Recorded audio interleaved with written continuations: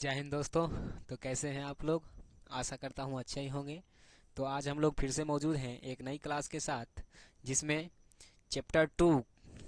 कौन सा? तो गदखंड का चैप्टर 2, जिसका नाम क्या है? तो विष के दांत। इसका जो है जितना भी क्वेश्चन आंसर में सब्जेक्टिव क्वेश्चन है, आज हम लोग उन सभी को क्या करेंगे? सॉल्व करेंगे। ठीक है, तो आइए देखते हैं पहला क्वेश्चन क्या बोल रहा है। बोल रहा है कि कहानी में क्या बोल रहा है, कहानी में शीर्षक की सार्थकता स्पष्ट करें। तो देखिए, इसका आंसर में हम लोग क्या लिखेंगे? तो लिखेंगे कि शीर्षक कहानी की वह कड़ी होती है जिसके इर्द गिर्द संपूर्ण कहानी घूमती नजर आती है। शीर्षक ही संपूर्ण कहानी का केंद्र बिंदु होता है। प्रस्तुत कहानी का शीर्षक विष के दांत सर्वथा उचित व सार्थक है, क्योंकि प्रस्तुत कहानी में मध्य वर्ग के अंतर विरोधियों को उजागर करती है।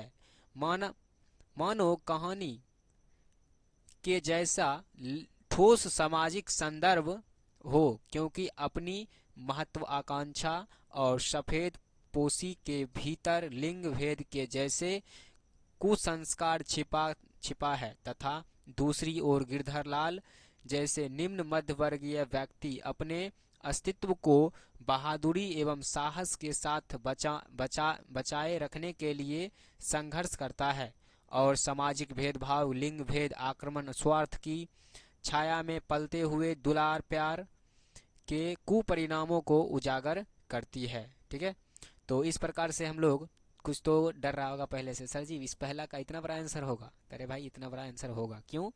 क्योंकि इस कहानी का जो है ना, जो भी आपको एक जैसे शीर्षक कहानी की सार्थकता बोल रहा है, तो ये जब भी पूछा जाता है तो 5 नंबर में पूछा जाता है। कितने नंबर में पूछा जाता है? 5 नंबर में। तो इसलिए आपको इतना तो कम से कम लिखना पड़ेगा ही। ठीक है, तो आइए देखते हैं अब हम लोग जो है क्वेश्चन नंबर कौन सा। तो क्वेश्चन नंबर 2 देख लेते हैं। बोल रहा है कि सेन साहब के परिवार में बच्चों के पालन पोषण में किए जा रहे लिंग आधारित भेदभाव को अपने शब्दों में लिखना है। ठीक है, अपने शब्दों में वर्णन करना है। तो बताओ, आपका शब्द होना चाहिए था, आप तो मेरा शब्द ले रहे हो ना। देखो हम क्या लिखे, लिखिएगा कि सेन साहब के परिवार में बच्चों के पालन पोषण में किए गए लिंग भेद के आधार पर प्रस्तुत कहानी में हम इस प्रकार या किस प्रकार लड़कियों को कठपुतली बनाकर, ना ही उसे हंसने की हंसकर किसी से बात करने की आज़ादी है, और न ही उसे अपनी मर्जी से परिवार में किसी के विरुद्ध बोलने की आज़ादी है। और दूसरी ओर यह देखा गया है कि बेटे के लिए घर में कोई भी नियम लागू नहीं था। इससे हम यह कह सकते हैं कि सेन साहब के परिवार में बच्चों के पालन पोषण में भेदभाव था। ठीक है, तो इस प्रकार से हम लोग इसका क्या करेंगे? दूसरा का आंसर लिख देंगे। आइए देखते हैं इसका क्वेश्चन नंबर 3। बोल रहा है कि खोखा किन मामलों में अपवाद था। तो देखिए आंसर में क्या लिखेंगे कि खोखा या कासू, आपको बताए थे कि खोखा और कासू एक ही का नाम है, तो लिखेंगे खोखा या कासू घर के सभी नियमों, यहाँ पे थोड़ा मिट गया है, इसके यहाँ पे क्या लिखा हुआ है?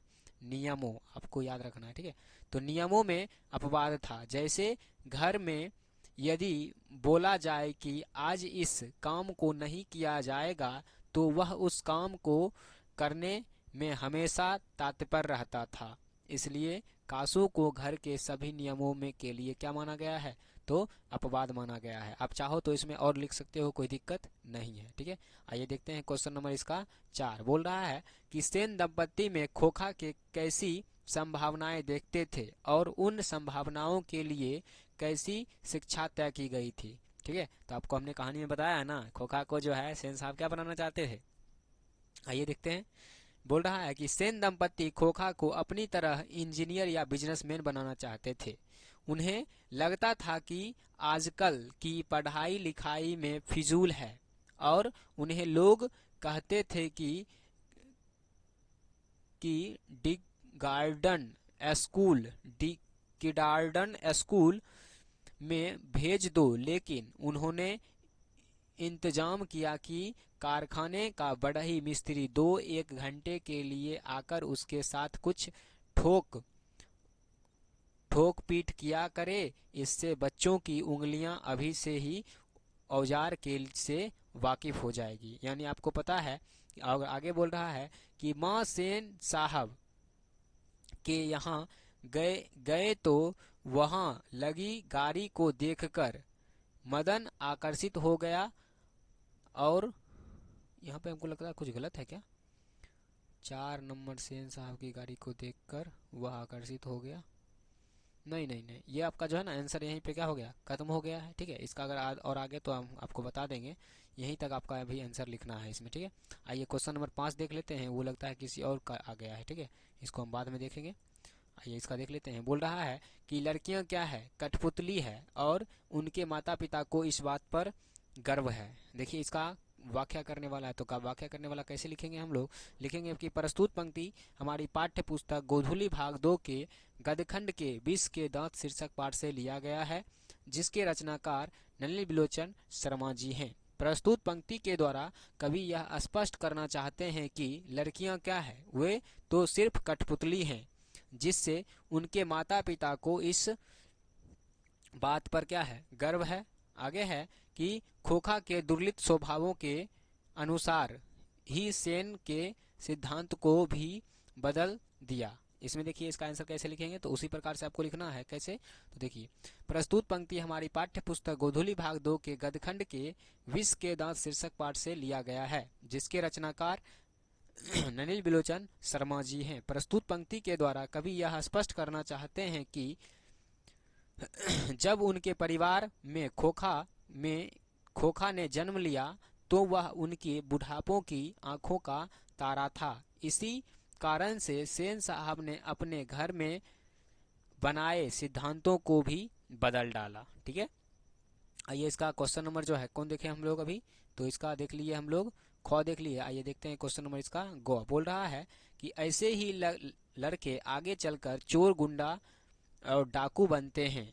ठीक है, तो इसकी हमें क्या करना है, व्याख्या करना है। तो व्याख्या करने वाला आपको पता है कैसे करेंगे, तो फिर से वही बात लिखेंगे। क्या चीज, तो प्रस्तुत पंक्ति हमारी पाठ्य पुस्तक गोधूली भाग 2 के गदखंड के विष के दांत शीर्षक पाठ से लिया गया है, जिसके रचनाकार नलिनी बिलोचन शर्मा जी हैं। प्रस्तुत पंक्ति के द्वारा कवि यह स्पष्ट करना चाहते हैं कि जब मदन पहली बार कार को देखा तो वह कार की तरफ मोहित हो गया और उसे छूने का प्रयास किया, जिससे ड्राइवर ने उसे धक्का दे दिया और साथ ही सेन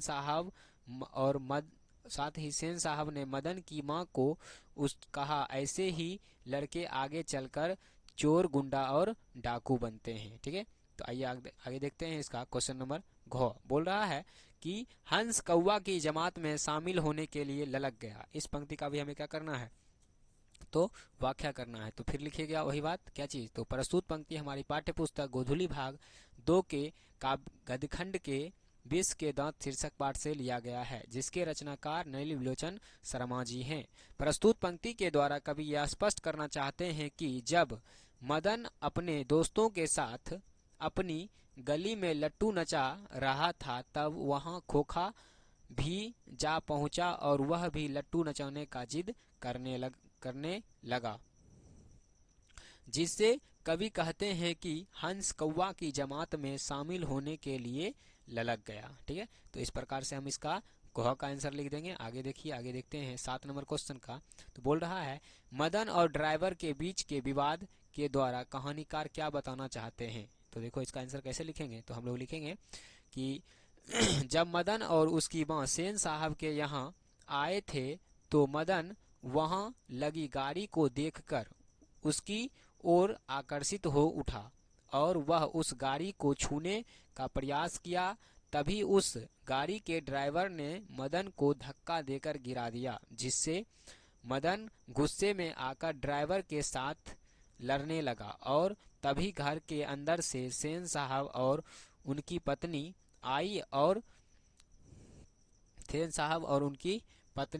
आई। तभी सेन साहब ने कहा, मदन की मां, इसे यहाँ से ले जाओ और देखना फिर ऐसी हरकत ना करे। वहीं पास में खड़े ड्राइवर को सेन साहब ने कुछ नहीं कहा। ठीक है, तो इस प्रकार से हम लोग इसका क्या कर सकते हैं, तो 7 का आंसर लिख सकते हैं। आइए देखते हैं क्वेश्चन नंबर इसका 8। बोल रहा है कि कासू और मदन के बीच झगड़े का कारण क्या था, इस प्रसंग के द्वारा लेखक क्या दिखाना चाहते हैं। तो देखिए इसका आंसर कैसे लिखेंगे, हम लोग लिखेंगे कि कासू और मदन के बीच झगड़े का मुख्य कारण यह था कि जब मदन अपने गली के लड़कों के साथ लट्टू नचा रहा होता है तभी वहां कासू आ जाता है और वह भी लट्टू नचाने का जिद करने लगता है। इस प्रसंग के द्वारा कवि यह स्पष्ट करना चाहते हैं कि हंस कौवा की जमात में शामिल होने के लिए ललक गया। ठीक है, तो आगे देख लेते हैं। इसका क्वेश्चन नंबर कितना 12 है। अब आपको पता है कि आप एक दिशा से सारे के सारे क्वेश्चन का आंसर नहीं दे सकते हो, क्योंकि आपको पता है कि इस चैप्टर से आपको मुश्किल से 1 से 2 क्वेश्चन देखने को मिलेगा। आगे देखिए इस क्वेश्चन को हम लोग कैसे सॉल्व करेंगे। तो क्वेश्चन है, आपकी दृष्टि में कहानी का नायक कौन है? तर्कपूर्ण उत्तर दीजिए। यानी आपको अपने हिसाब से देखना है, जरूरी नहीं कि जो सर दे रहे हैं वही जो है आंसर जाके वहाँ छाप देंगे। आपको इस कहानी में असली हीरो कौन लगता है बता दें ना, कहानी का नायक कौन है, तो उसके हिसाब से उसके बारे में लिखना है। तो देखिए लिखेंगे हम लोग कि हमारी दृष्टि में कहानी का नायक मदन है, जो निम्न मध्य वर्गीय परिवार से है। मदन के घर में उसकी माँ और पिताजी थे। जब एक दिन मदन और उसकी अब देखो यहाँ पर इसका आंसर जो है ना आपको यहाँ पर देखने को मिलेगा। अभी जो छोड़े थे ना काट कर, वही है इसका आंसर।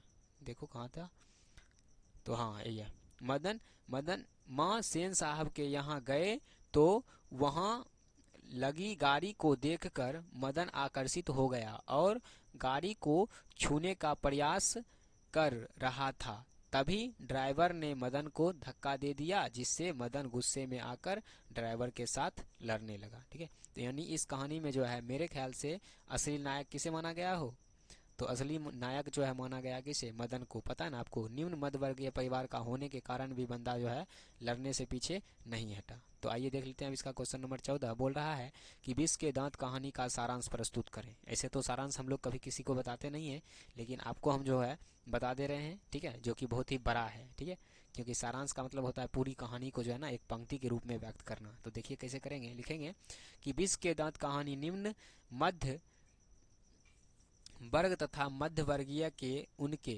अंतर विरोधियों को उजागर करती है। मध्य वर्ग के अंतर विरोधियों सेन साहिबा और उनकी 5 लड़कियां थीं, जिनका नाम सीमा, रजनी, ओला, सोफाली और आरती थी, तथा सेन साहब का एक बेटा कासू ब्रैकेट में खोखा था। सेन साहब की बेटियां कठपुतली की तरह थी, जो कि ना ही अपनी मर्जी से हंस सकती थी और ना ही अपनी मर्जी से खेल कूद सकती थी, तथा न ही उसे अपनी मर्जी से परिवार में किसी विरुद्ध बोलने की आज़ादी थी। दूसरी तरफ यह देखा गया कि बेटे के लिए घर कोई नियम लागू नहीं होता है। कासू अपने माता पिता का इकलौता बेटा था, जो घर के सभी मामलों में अपवाद था। कासू अपने माता पिता का नाउम्मीद आंखों का तारा था। सेन साहब अपने बेटे को इंजीनियर या बिजनेसमैन बनाना चाहते थे। एक दिन जब सेन साहब के दोस्त पत्रकार जब कार से आए, तब कासू ने उनके गाड़ी का कांच तोड़ कर दिखा दिया, तो सेन साहब ने कहा कि मेरे बेटे में अभी से इंजीनियर का गुण दिखाई पड़ता है, इसलिए वह जांच कर रहा है कि कांच के अंदर क्या है। दूसरी तरफ एक निम्न मध्यवर्गीय परिवार था, जिसमें गिरधर लाल, उनकी पत्नी और उनका एक बेटा था। बेटा का नाम मदन था। गिरधर लाल सेन साहब के यहाँ किरानी का काम करता था। एक दिन जब मदन और उसकी माँ सेन साहब के यहाँ आए, तो मदन वहाँ लगी गाड़ी को देखकर आकर्षित हो उठा और वह गाड़ी को छूने का प्रयास किया। तभी ड्राइवर ने मदन को धक्का दे दिया और जिससे मदन गुस्से में आकर ड्राइवर के साथ लड़ने लगा। ठीक है, और तभी घर के अंदर से सेन साहब और उनकी पत्नी आई और कहा, मदन की माँ, मदन को ले जाओ यहाँ और देखना फिर ऐसी हरकत ना करे। एक दिन जब मदन अपने गली में लड़कों के साथ लट्टू नचा रहा था, तभी कासू वहां जा पहुंचा और वह भी लट्टू नचाने का जिद करने लगा। इसी पर दोनों लड़के लड़ने लगे और मदन ने कासू के 2 दांत तोड़ दिया। ठीक है, तो इस प्रकार से हम लोग जो है एक्सरसाइज 2 का गदखंड का जितना भी क्वेश्चन आंसर था उन सभी को हमने क्या किया, सॉल्व किया। ठीक है, ये तो बहुत बड़ा चैप्टर था नहीं।